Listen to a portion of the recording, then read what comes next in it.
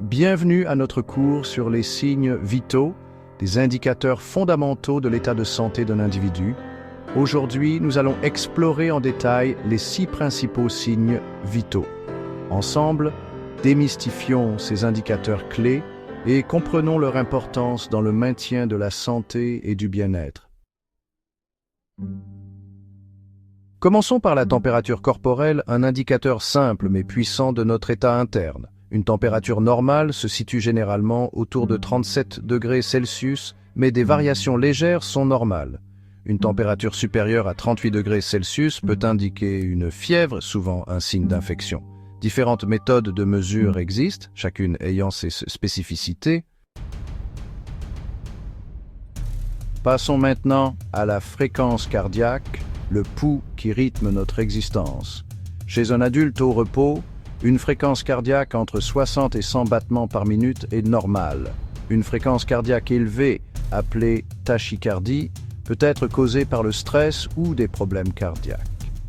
La palpation des artères, notamment au niveau du poignet ou du cou, permet de mesurer facilement la fréquence cardiaque. La respiration, un acte si naturel qu'on l'oublie souvent, est pourtant essentiel à notre survie. Chez un adulte au repos, une fréquence respiratoire normale se situe entre 12 et 20 respirations par minute. L'observation des mouvements du thorax ou de l'abdomen permet d'évaluer facilement la fréquence respiratoire. La pression artérielle, c'est la force exercée par le sang contre les parois de nos artères. Une pression artérielle normale se situe généralement autour de 120 sur 80 mmHg. La mesure de la pression artérielle est un geste simple et indolore réalisé à l'aide d'un tensiomètre.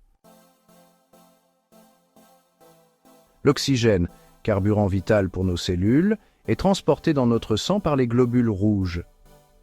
Une saturation en oxygène normale se situe entre 95% et 100%.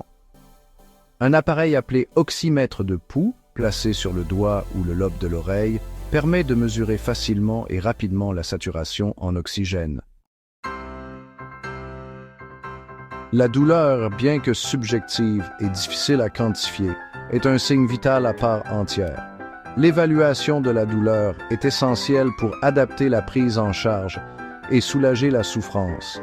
Différentes échelles de douleur existent, permettant aux patients de décrire l'intensité de leur douleur. Merci d'avoir suivi cette présentation sur les signes vitaux. N'oubliez jamais que les signes vitaux sont bien plus que des chiffres sur un graphique. En prêtant attention à ces signes vitaux, vous pouvez jouer un rôle actif dans le maintien de votre santé et de celle de vos proches.